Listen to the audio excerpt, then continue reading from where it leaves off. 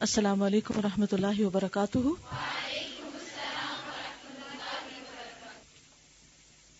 نحمده ونصلی علی رسولہ الکریم، اما بعد فاعوذ باللہ من الشیطان الرجیم، بسم اللہ الرحمن الرحیم۔ رب اشرح لی صدری ویسر لی امری واحلل عقدۃ من لسانی یفقہوا قولی۔ فصل 12 نمبر 12، امید اور رجا کے لیے 3 باتیں۔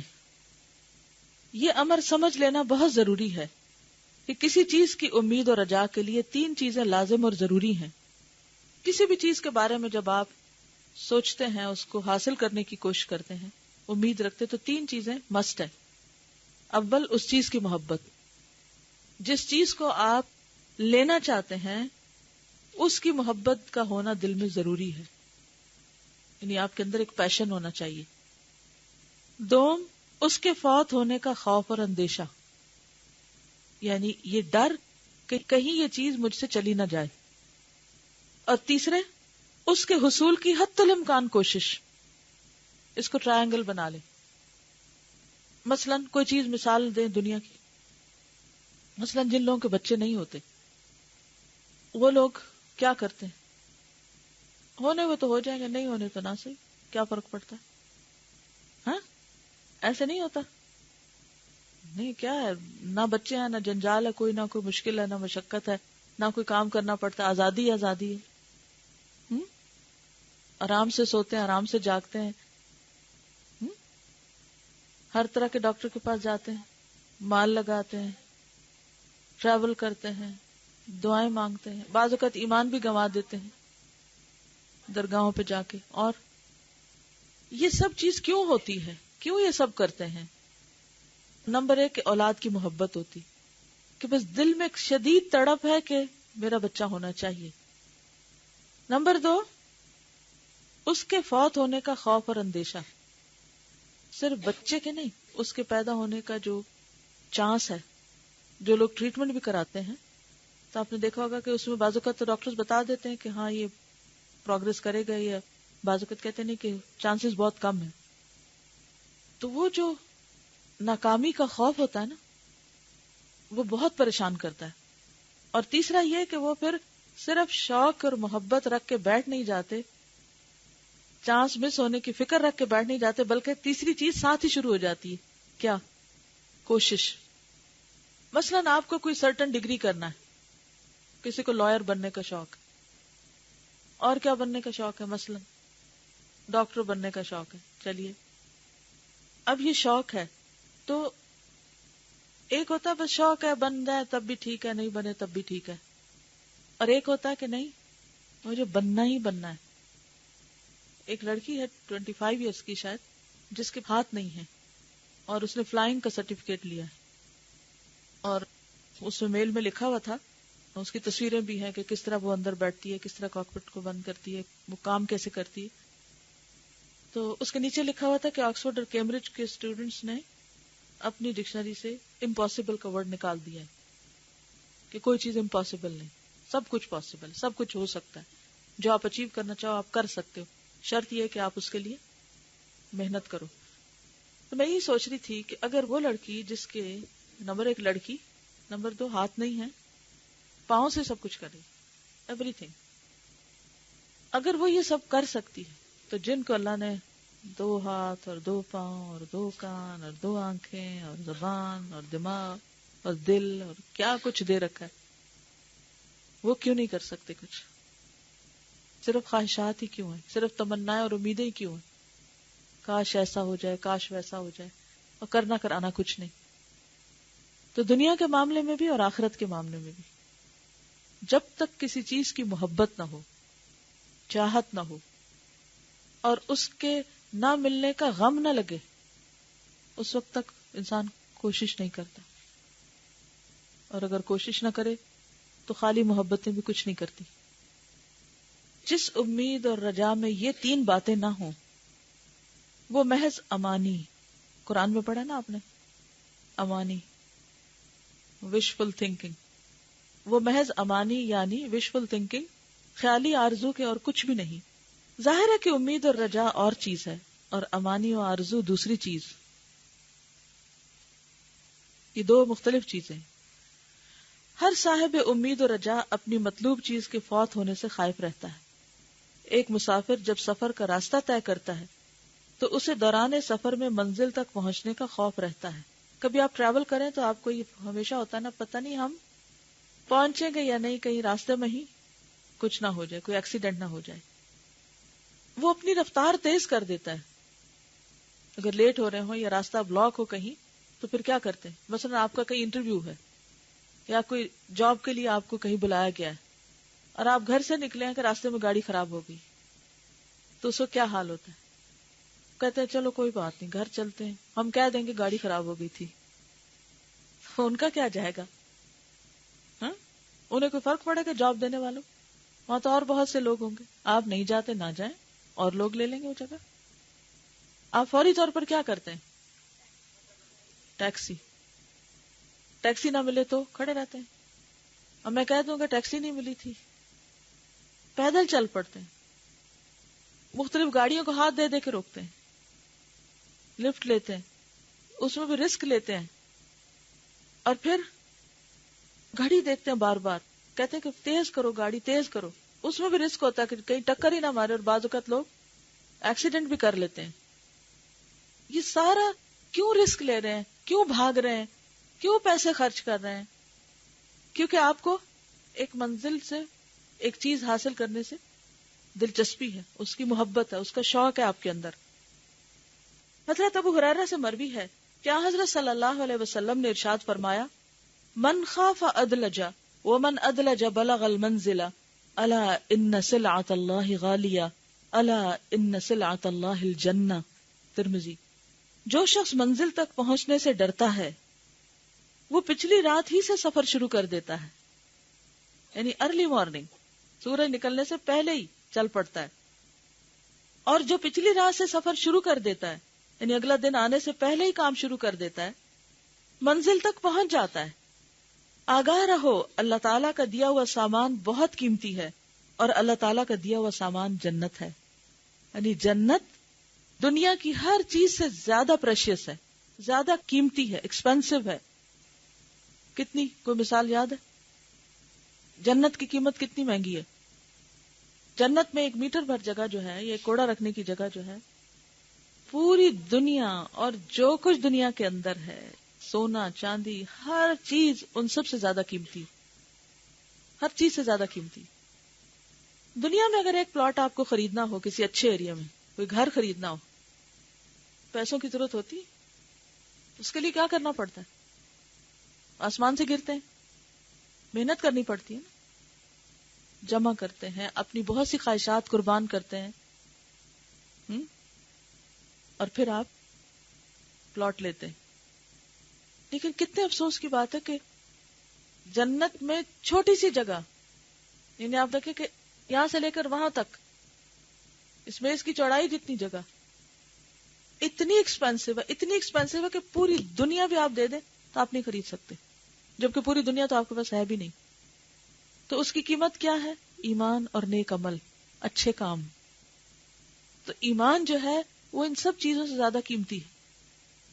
تو جو منزل تک، یعنی جو جنت تک پہنچنا چاہے، وہ کیا کرے؟ ساری رات سویا رہے، یا فجر کے لیے اٹھے. صرف فجر کے لیے اٹھے یا پچھلی رات بھی اٹھے. مگر ہم تمنائیں کرتے ہیں، وہ کرتے تو نہیں. کبھی کوئی چیز ہمارے لیے آڑے آتی ہے، کبھی کوئی آتی ہے. کتنے ہی لوگ ہیں جو جنت کی تمنا رکھتے ہیں لیکن پچھلی رات نہیں اٹھتے. اگر نہیں اٹھتے تو تڑپ بھی کتنی ہے؟ کوئی پریشانی بھی ہے؟ پریشانی بھی کوئی نہیں. کتنی جسٹیفیکیشن ہے اپنے آپ کو دیتی، کتنا سیٹسفائی کر لیتے اپنے آپ کو کہ میرے تو کام بہت ہیں اور میرے پاس تو وقت ہی نہیں، یا یہ کہ میں تو بیمار ہوں اور بیمار سے تو ویسے ہی بہت سی، یا اب تو بڑھاپا ہے. آپ نے دیکھو بہت سے بوڑھے لوگ اٹھتے ہیں، برابر اٹھتے ہیں، بہت سے بیمار بھی اٹھتے ہیں. اور یہ جو پچھلی رات، یعنی ایک رات پہلے سے ہی سفر شروع کر دیتے ہیں، تو اس کا مطلب دراصل یہ ہے کہ این جب سر پہ آتی ہے کوئی چیز تو اس وقت نہیں کام شروع کرتے، بلکہ پہلے سے پلان کر کے رکھتے ہیں کہ کب کون سا کام کرنا ہے. آپ دیکھیں دنیا میں جب ہم نے کوئی ڈگری کرنی ہوتی ہے نا تو ہم پلان کر لیتے ہیں اتنے سال میں ہائی اسکول ہو جائے گا، اتنے سال میں یونیورسٹی ہو جائے گی، اتنے سال میں یہ ڈگری ہو جائے گی، پھر اس سال میں شادی کروں گا، اس سال میں جاب کروں گا. جب جاب شروع ہوتی ہے تو پھر ہم کیا کہتے ہیں اتنے سال میں مجھے اس گریڈ میں پہنچنا چاہیے اور اتنی سیلری ہو جانی چاہیے. اور کتنے فوکسڈ ہوتے ہیں اور کسی چیز کو بیچ میں نہیں آنے دیتے. حتیٰ کہ بعض اوقات بیوی بچے بھی قربان کر دیتے ہیں، لوگ اپنی ذات کی بھی قربانی کر دیتے ہیں، لیکن اپنی وہ خاص مخصوص منزل تک پہنچ کے دم لیتے ہیں. ہم سب جنت کے شوقین ہیں جس میں ایک گز جگہ جو ہے وہ پوری دنیا سے زیادہ مہنگی ہے، اور اس کے لیے کوئی بھی محنت نہیں، کوئی بھی کوشش نہیں، کوئی بھی تکلیف اٹھانے کو تیار نہیں. تو یہ اپنے آپ کو دھوکہ نہیں دے رہے؟ یعنی اللہ کی جنت بہت قیمتی ہے. خلاصہ یہ ہے وہ صرف خیالوں سے نہیں خریدی جا سکتی. اللہ تعالیٰ نے اعمال صالح رکھنے والوں کے لیے امید اور رجا کو ضروری گردانا ہے. اسی طرح ان کے لیے خوف اور ڈر بھی لازمی قرار دیا ہے. اور یہ واضح رہے کہ خوف اور رجا وہی مفید ہے جس کے ساتھ عمل صالح موجود ہو. ارشاد باری تعالیٰ ہے ان الذین هم من خشیۃ ربهم مشفقون والذین هم بآیات ربهم یؤمنون والذین هم بربهم لا یشرکون والذین یؤتون ما آتوا وقلوبهم وجلة انہم الی ربهم راجعون اولئک یسارعون فی الخیرات وهم لها سابقون. سورۃ المؤمنون آیت 57 to 61. جو لوگ اپنے پروردگار کے خوف سے لرزاں رہتے ہیں. جنت کس کے لیے؟ جنت کے شوقین کون ہیں؟ جن کے دل میں اپنے رب کا ڈر رہتا ہے، جو لوگ اپنے پروردگار کی آیتوں پر یقین رکھتے ہیں کہ جو بات انہیں بتائی جاتی ہے اس کو سچا مانتے ہیں، اور جو اپنے پروردگار کے ساتھ کسی کو شریک نہیں کرتے، یعنی شرک نہیں کرتے، اور جتنا کچھ انہیں اللہ دیتا ہے اس میں سے پروردگار کی راہ میں دیتے ہیں، یعنی صدقہ خیرات خوب کرتے ہیں. اور پھر بھی ان کے دلوں کو اس بات کا کھٹکا لگا رہتا ہے، یعنی صدقہ کر کے، ایمان لا کر، نیک کام کر کے پھر بھی ڈر لگا رہتا ہے کہ ان کو اپنے پروردگار کی طرف لوٹ کر جانا ہے، یعنی واپس جانا ہے. یہی لوگ نیک کاموں میں جلدی کرتے ہیں اور ان کے لیے لپکتے ہیں. یعنی کوئی بھی نیک کام کر لیں وہ کبھی بھی آرام سے نہیں بیٹھتے کہ بہت ہو گیا، وہ مزید کرتے چلے جاتے ہیں. حضرت عائشہ صدیقہ فرماتی ہیں کہ میں نے اس آیت کے متعلق پوچھا کہ یا رسول اللہ صلی اللہ علیہ وسلم ایسے لوگ کون ہیں؟ کیا وہ لوگ جو شراب پیتے ہیں اور زنا اور چوری کرتے ہیں وہ ڈرتے ہیں؟ آپ نے فرمایا لا یا ابنۃ الصدیق ولکنہم الذین یصومون ویصلون ویتصدقون ویخافون الا یتقبل منہم اولئک یسارعون فی الخیرات. اے صدیق کی بیٹی، نہیں، ایسے لوگ نہیں، بلکہ وہ لوگ جو روزے رکھتے ہیں، نماز پڑھتے ہیں، صدقہ دیتے ہیں اور پھر ڈرتے ہیں کہ کہیں ان کے اعمال مقبول نہ ہوں، یعنی قبول نہ ہوں. یہی لوگ خیر اور بھلائی میں جلدی کیا کرتے ہیں، سستی نہیں کرتے، ڈیلے نہیں کرتے، بلکہ کرتے چلے جاتے ہیں کہ اور کر لیں. مرتے دم تک ان کی دوڑ ختم نہیں ہوتی. حضرت ابو ہریرہ فرماتے ہیں کہ اللہ تعالیٰ اہل سعادت کی، یعنی خوش قسمت لوگوں کی توصیف اور تعریف ان کے احسان اور نیکی اور خوف الہی، اور شقی اور بدبخت لوگوں کا ذکر ان کے گناہ اور ان کی بے خوفی کے ساتھ فرماتا ہے. کوئی صاحب بصیرت اگر صحابہ کرام کے حالات پر غور کرے تو اسے معلوم ہوگا کہ وہ اعمال صالحہ سے کس درجے مزین تھے، یعنی کتنے زیادہ نیک عمل کرتے تھے، اس کے باوجود کس درجے خدا سے ڈرتے تھے. حضرت عمر کی مثال سب کو معلوم ہے. اور ہم باوجود انتہا درجے کی تقصیر اور کوتاہی کے کس قدر بے خوف اور نڈر بنے ہوئے ہیں. یہ ہماری کس قدر غلط فہمی ہے. حضرت ابو بکر صدیق اکثر فرمایا کرتے تھے وددت انی شعرۃ فی جنب عبد مؤمن، مسند احمد، میں اسے پسند کرتا ہوں کہ میں کسی ایماندار کے جسم کی ایک روئی کے برابر ہوتا. اپنے جسم کو بال دیکھیے، ایک بال کتنا چھوٹا ہوتا ہے، ایک بال مثلا ہاتھ پر ہی دیکھ لیجئے، اگر آپ نے سارے نہیں اتارے ہوئے تو وہ کیا کہتے ہیں کہ کاش میں کسی مومن کے جسم پر ایک چھوٹا سا بال رواں ہوتا. ان کو بڑا بننے کا کوئی شوق نہیں تھا. کیوں کہتے تھے؟ یہ حساب کے ڈر سے، حساب سے ڈرتے تھے. امام احمد سے مروی ہے کہ حضرت صدیق اکثر اپنی زبان پکڑ کر فرمایا کرتے تھے ھذا الذی اوردنی الموارد، اس نے مجھے ہلاکت کے مواقع میں ڈالا ہے. یہ کہہ کر حد سے زیادہ روتے، اپنی زبان پکڑتے اور بہت روتے، اس نے مجھے مشکلوں میں ڈالا ہے، اور فرماتے ابکو فإن لم تبکو فتباکو. مسند احمد. خوب رویا کرو، اگر نہ رو سکو تو کم از کم رونی شکل ہی بنا لیا کرو. رونی شکل بنانے کی بات کیوں کی گئی؟ یعنی اگر دل بہت ہی سخت ہے اور کچھ اثر ہی نہیں ہوا بات کا تو ایٹ لیسٹ کوشش کر کے کچھ اثر لے لو. حضرت صدیق اکبر نماز کے لیے کھڑے ہوتے تو خوف الہی ایسا طاری ہو جاتا کہ لکڑی کی طرح کھڑے رہتے اور ان کے جسم میں ذرہ ہر جنبش نہ ہوتی. ہماری نمازیں کیسی ہوتی ہیں؟ کبھی ایک پاؤں پہ کھڑے ہوتے ہیں، کبھی دوسرے پہ کھڑے ہوتے ہیں، کبھی پھر خارش شروع ہو جاتی ہے، کبھی دوپٹہ گر پڑتا ہے، اور کبھی کوئی شور ہوتا ہے تو ادھر ادھر دیکھنے لگ جاتے ہیں.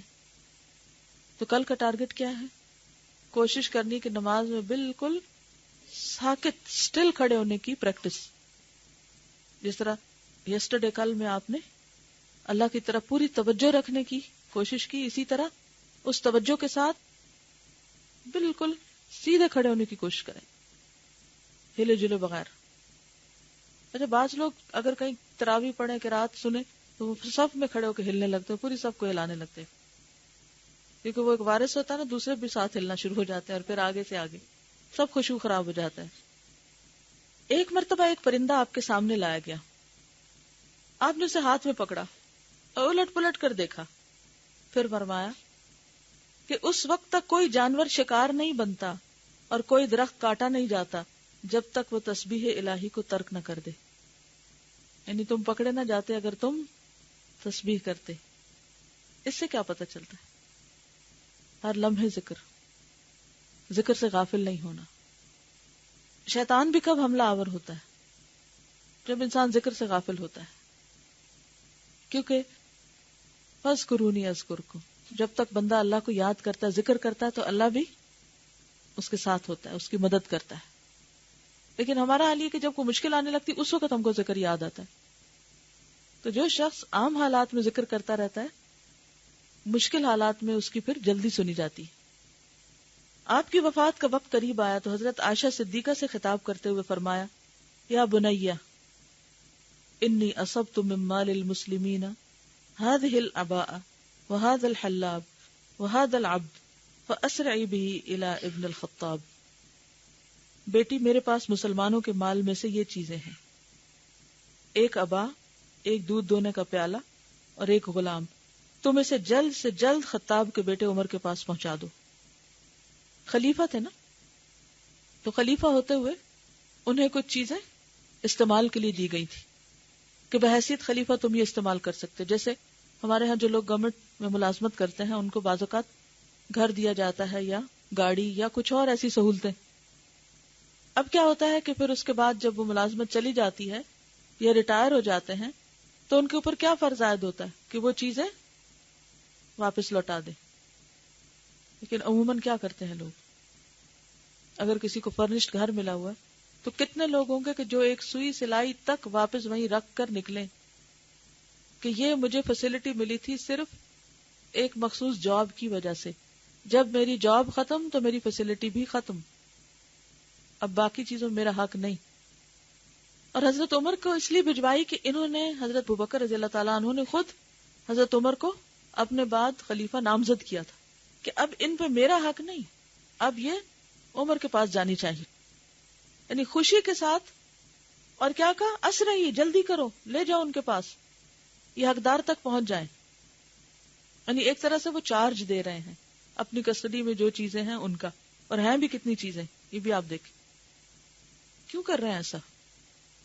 آج اگر کوئی ایسا کرے تو اس کو کیا کہتے ہیں؟ بے وقوف ہے، اس کو تو پتہ ہی نہیں.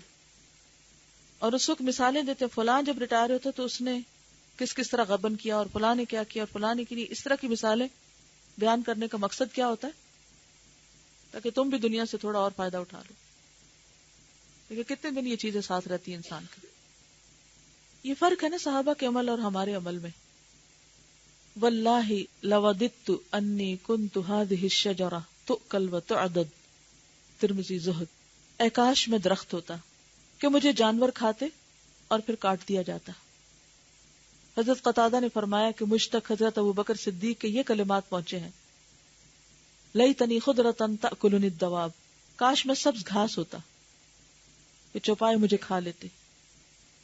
حضرت عمر بن خطاب نے ایک مرتبہ سورۃ طور پڑھنا شروع کی، جب اس آیت پہ پہنچے ان عذاب ربک لواقع، سورۃ طور آیت 7، تمہارے پروردگار کا عذاب ضرور نازل ہو کر رہے گا، اسے پڑھتے ہی شدت سے رونا شروع کر دیا، تاکہ اس قدر بیمار ہو گئے کہ لوگ عیادت کے لیے آنے لگے۔ پھر جب بستر مرگ پر تھے اپنے بیٹے سے کہا کہ میرے رخسارے یعنی گال زمین پر رکھ دو، شاید اللہ تعالیٰ مجھ پر رحم فرمائے۔ نیز فرمایا کہ اگر اللہ تعالیٰ میری مغفرت نہ فرمائے تو میں غارت ہو گیا۔ یہ کلمات آپ نے 3 مرتبہ فرمائے، اس کے بعد ہی آپ کی روح قبض ہوئی۔ ہم بھی قرآن پڑھتے ہیں، کوئی ایک دن آنسو بہے، ایک دن کسی آیت کو اپنے لیے سمجھا کہ یہ مجھے کہا جا رہا ہے؟ ہم قرآن پڑھتے وقت، دین پڑھتے وقت بھی ذہن میں دوسرے لوگوں کو رکھتے ہیں، یہ بات اس پہ فٹ آ رہی ہے، یہ اس پہ فٹ آ رہی ہے، اس پہ فٹ آ رہی ہے، میرے لیے کیا ہے؟ میں تو سب ٹھیک ہوں۔ صحابہ کرام اور ہم میں ایک یہ بھی بہت بڑا فرق ہے کہ وہ ہر چیز کو اپنے لیے لیتے تھے۔ حضرت عمر فاروق معمولات شب میں، یعنی رات کے جو ان کے معمولات کرنے کے کام تھے، روزانہ قرآن مجید کی تلاوت فرماتے۔ ہم میں سے کتنے لوگ رات کو قرآن پڑھتے ہیں کہ پڑھ کے سوئیں؟ تو خیال ہی نہیں کہ یہ بھی کرنا ہوتا ہے۔ آیات وعید پر اس قدر روتے کہ ہچکی بن جاتی اور دنوں گھر میں پڑے رہتے، یہاں تک کہ لوگ بیمار سمجھ کر عیادت کے لیے دوڑ آتے۔ خوف الہی سے آپ اس قدر رویا کرتے تھے کہ آنسو بہنے کی وجہ سے رخساروں یعنی گال پر 2 سیاہ خط سے پڑ گئے تھے، یعنی یہ جگہ کالی ہو گئی تھی، اتنا روتے تھے۔ نمکین ہوتے آنسو تو جو بار بار ایک ہی جگہ کو لگے رہیں تو نشان پڑ جاتے ہیں۔ موت سے کچھ پہلے حضرت ابن عباس نے آپ سے کہا کہ اے امیر المومنین، آپ کے ذریعے اللہ تعالیٰ نے ملکی فتوحات عطا فرمائی، یعنی اتنی روم اور ایران فتح ہوا تھا، آپ نے بڑے بڑے شہر آباد کیے اور یہ کیا اور وہ کیا، تمام چیزیں گنوائیں، آپ کے سارے کارنامے۔ آپ نے فرمایا وَدِدْتُ أَنْ أَنْجُو لَا أَجْرَ وَلَا وِزْرَ، میں چاہتا ہوں کہ میری نجات ہو جائے، نہ مجھے اجر ملے نہ بارے گناہ مجھ پہ لادا جائے۔ تو ڈر غالب تھا نا کہ مجھ پر میری پکڑ نہ ہو۔ ہمارا حال کیا ہے؟ کام کرتے نہیں پھر بھی تعریف چاہتے ہیں، چھوٹا سا کر لیں تو مطمئن ہو کے بیٹھ جاتے ہیں، اور پھر بڑی آس امید لگا لیتے ہیں کہ اس کے بدلے میں ہمیں ایسے اور ایسے درجے ملنے چاہیے۔ ٹھیک ہے، امید رکھنی چاہیے، دعا بھی مانگنی چاہیے، لیکن یہ سوچنا کہ ہم مستحق ہیں، ہم مستحق نہیں ہیں، یہ اللہ کا صرف کرم ہے، فضل ہے، کیونکہ جنت تو اتنی مہنگی ہے کہ ہم ساری زمین بھی دے کے، ساری دنیا بھی دے کے خرید نہیں سکتے۔ تو اگر وہ ہمیں ملے تو وہ کیا سراسر اللہ کی رحمت نہیں، اللہ کا فضل نہیں؟ کہاں یہ کہ ہم ٹوٹی پھوٹی کوششیں کر کے اپنا حق جتانے لگے کہ ہمارا حق ہے، اور پھر اس میں مطمئن بھی ہو کے بیٹھ جائیں، کتنا کر لیا آپ تو جنت مل ہی جائے گی۔ حضرت عثمان بن عفان کسی قبر پر پہنچتے تو اتنا روتے کہ آپ کی ریش یعنی داڑھی مبارک تر ہو جاتی۔ فرماتے کہ اگر مجھے جنت اور دوزخ کے مابین اختیار کا حکم دیا جاتا، یعنی چوائس دی جاتی، تو اس سے قبل کہ میں اپنے متعلق یہ سمجھ سکوں کہ کس صورت کو میں زیادہ برداشت کر سکتا ہوں، راکھ ہو جانے کو پسند کروں گا۔ حضرت علی کرم اللہ وجہہ بھی ہم وقت روتے رہتے تاکہ خوف الہی سے نڈھال ہو جاتے۔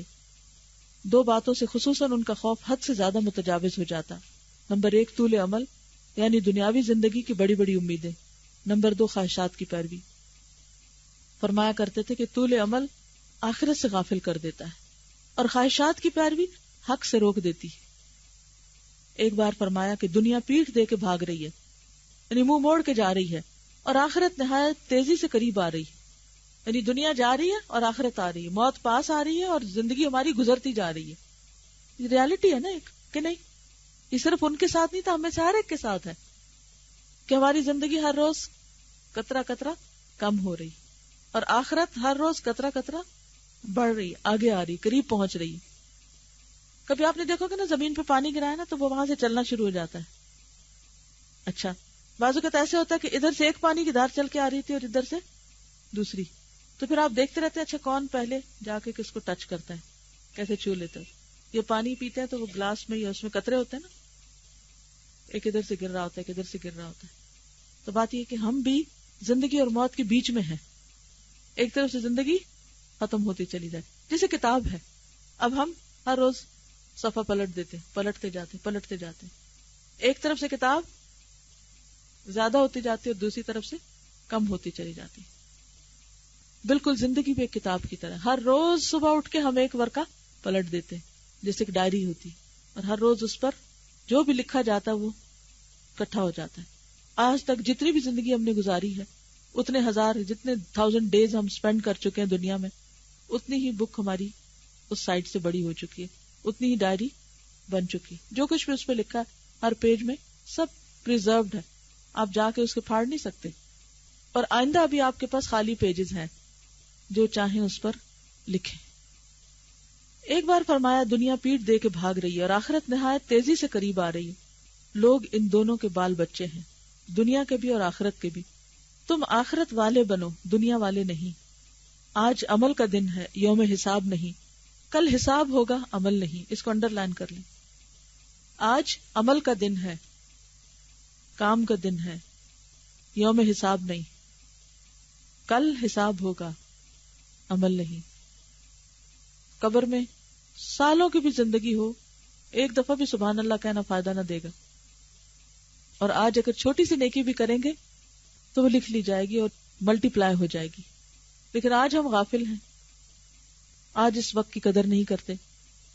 حضرت ابو الدرداء فرماتے تھے کہ قیامت کے دن سب سے زیادہ مجھے اس باس پرس کا خوف ہے کہ تم نے جو کچھ علم سیکھا اس پر عمل کتنا کیا. اور کہا کرتے تھے کہ مرنے کے بعد جو کچھ پیش آنے والا ہے تمہیں اگر معلوم ہو جائے تو تم شوق سے کھانا پینا چھوڑ دو. جو کھانے کا شوق ہوتا نا ہمیں، یہ کھانے کو دل چاہ رہا ہے، وہ کھانے کو دل چاہ رہا ہے، یہ سارے شوق ختم ہو جائیں. اور گھروں میں نہ رہو بلکہ پہاڑوں کی طرف نکل بھاگو، جیسے خوف خطرے کے وقت لوگ نکل جاتے ہیں. ماتم کرو اور روتے ہی رہو. اے کاش میں درخت ہوتا، کاٹا جاتا، کھا لیا جاتا. حضرت عبداللہ بن عباس کے متعلق بیان ہے کہ آنسوؤں کی کثرت کی وجہ سے ان کی آنکھوں کے نیچے سیاہ نشان پڑ گئے تھے. حضرت ابو ذر اکثر فرمایا کرتے تھے کاش میں درخت ہوتا، لوگ مجھے کاٹ ڈالتے، کاش میں پیدا ہی نہ ہوا ہوتا. ان کی خدمت میں جب کچھ نان نفقہ پیش کیا جاتا تو جواب دیتے کہ بکریاں ہمارے پاس ہیں، ہم ان کا دودھ پی لیتے ہیں. گدھے ہیں، سواری کی ضرورت ہو تو ان پر سواری کر لیتے ہیں. آزاد کردہ غلام ہیں جو ہماری خدمت کرتے ہیں. سیاہ کمبل ہے جسے اوڑھ لیا کرتے ہیں. مجھے تو انہی چیزوں کے حساب کتاب کا خوف کھائے جا رہا ہے، مزید لے کر کیا کروں گا. اور ہماری ہرس ہے کہ کہیں ختم ہی نہیں ہوتی. جتنا کچھ بھی اکٹھا کر لے تھوڑا ہی رہتا ہے، تھوڑا ہی ہے، کم ہی ہے. اور یہ صرف یہ دنیا کے بارے میں، آخرت کے بارے میں کچھ نہ بھی جمع کر کے مطمئن ہے. ایک چیز یاد رکھیے، جب کبھی آپ اپنی دنیا کے لیے کوئی چیز بنائیں، مثلاً آپ نے اپنے لیے بیڈ خریدا، فار ایگزامپل بیڈ کور خریدا، کوئی فرنیچر خریدا، کوئی کپڑا خریدا، کوئی چیز بنائی، فوراً اس وقت سوچا کریں کہ یہ تو میں نے دنیا کے لیے بنائی ہے، آخرت کے لیے آج کیا بنایا ہے، وہاں کے لیے کیسا فرنیچر ہے، وہاں کے لیے کیسا کپڑا ہے.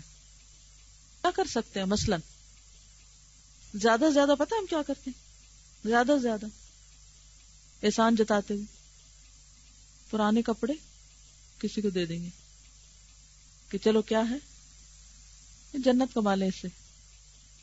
پرانا فرنیچر کسی پر احسان جتا کے اس کے پاس چھوڑ دیں گے کہ تم استعمال کر لو. بڑے خوش ہوں گے کہ ہم نے جنت کما لی. کیا رویے ہیں ہمارے اپنی ہی آخرت کے بارے میں. کسی پر کوئی احسان نہیں. دنیا کے لیے تو بہترین رقم، مہنگی ترین چیز خریدنے پر بھی کوئی خوف نہیں، کوئی فکر نہیں. جسٹیفائی کرتے ہیں کیوں اللہ نے دیا ہے، استعمال نہ کریں. ٹھیک ہے کریں استعمال، لیکن ساتھ ساتھ یہ سوچیں کہ وہاں کے لیے کیا کیا. صحابہ کرام کی آمدنیوں کا بڑا حصہ کہاں جاتا تھا؟ اللہ کی راہ میں. ہماری آمدنیوں کا بڑا حصہ تعیشات میں، ایک کے بعد ایک دنیا کی چیز بناتے چلے جاتے ہیں اور دل ہے کہ بھرتا ہی نہیں، اور یہ سوچ بھی نہیں آتی وہاں کے لیے کیا بنایا ہے. اور اگر کچھ بنائیں بھی، کچھ ایکولی دیں بھی تو کم تر درجے کا ہی دیں گے. لن تنالوا البر حتى تنفقوا مما تحبون، مگر وہ دل کہاں سے لائیں؟ دل ہے کہ مانتا ہی نہیں آخرت بنانے کو، فکر ہی ساری دنیا کی، غم ہی سارا دنیا کا ہے، لگتا ہے ہمیشہ یہی رہنا ہے۔ حضرت ابو الدرداء نے ایک مرتبہ رات کو سورۃ الجاثیہ پڑھنا شروع کی، جب اس آیت پر پہنچے ام حسب الذین اجترحوا السیئات ان نجعلہم کالذین آمنوا وعملوا الصالحات، جو لوگ بدکرداریوں کے مرتکب ہوتے رہتے ہیں، یعنی غلط کام کرتے ہیں، برے برے کام کرتے ہیں، کیا انہوں نے یہ خیال کر رکھا ہے کہ ہم انہیں ان لوگوں جیسا کر دیں گے جو ایمان لائے اور انہوں نے نیک عمل کیے؟ اسے بار بار پڑھتے اور روتے تاکہ اسی حالت میں صبح ہو گئی، یعنی جو لوگ برے کام کرتے ہیں کیا انہوں نے یہ سوچ رکھا ہے کہ ہم انہیں ان لوگوں کی طرح کر دیں گے جو ایمان لائے اور انہوں نے نیک عمل کیے؟ یعنی ہم کیا چاہتے ہیں اس جنت میں جا کے رہیں جہاں صحابہ کرام رہے، ان درجوں پہ پہنچے جہاں وہ پہنچے، لیکن نہ نماز ان جیسی، نہ روزہ ان جیسا، نہ صدقہ خیرات ان جیسا، نہ دین کے لیے کی جانے والی کوششیں ان جیسی، لیکن خوش فہمیاں کیا ہیں کہ بڑی محبت ہے ہمیں ان سے، انہی کے ساتھ جا کے رہیں۔ تو ہم سب کو اپنی کوششوں پر بھی نظر ڈالنی چاہیے۔ حضرت ابو عبیدہ بن الجراح کہا کرتے تھے کہ اے کاش میں بھیڑ ہوتا، میرے گھر والے مجھے ذبح کر کے میرا گوشت کھا لیتے اور میرا شوربہ پی جاتے۔ اس بارے میں اس قدر آثار موجود ہیں کہ تمام کو پیش کرنا دشوار ہے، یعنی مشکل ہے کہ ساری باتیں یہاں لکھی جائیں۔ صحیح بخاری میں تو ایک مستقل باب ہے، خوف المؤمن ان يحبط عمله وهو لا يشعر، مومن کے خوف کا باب کہ کہیں اس کے اعمال اس طرح ساقط نہ ہو جائیں کہ وہ سمجھ بھی نہ سکے، یعنی مومن کا خوف کیا ہوتا ہے کہ جو ٹوٹی پوٹی نیکیاں کی ہیں کہیں وہ بھی ضائع نہ ہو جائیں۔ ابراہیم تیمی فرماتے ہیں کہ جب کبھی میں نے اپنے قول اور عمل کا جائزہ لیا تو یہی ڈر ہوا کہ میں جھوٹ تو نہیں بول رہا ہوں، یعنی اپنے کسی کیے ہوئے کام کو جب میں بیان کرتا ہوں کہ میں نے یہ کیا، میں نے وہ کیا، تو میں یہ دیکھتا ہوں کہ کہیں میں جھوٹ تو نہیں کہہ رہا، واقعی کیا بھی ہے۔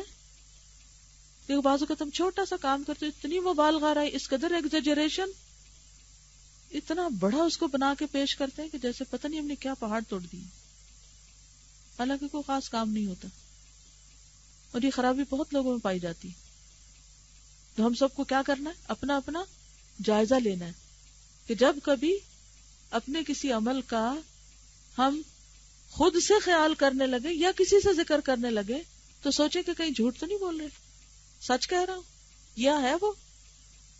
ابن ابی ملیکہ کہتے ہیں کہ میں ایسے 30 صحابہ سے مل چکا ہوں جو کثرت خوف الہی کی وجہ سے اپنے متعلق نفاق سے ڈرتے تھے کہ کہیں میں منافق تو نہیں، پھر بھی ان میں سے کوئی یہ نہیں کہتا تھا کہ میرا ایمان جبریل اور میکائیل کے ایمان کے برابر ہے، یعنی صحابہ میں سے کبھی کسی نے دعویٰ نہیں کیا۔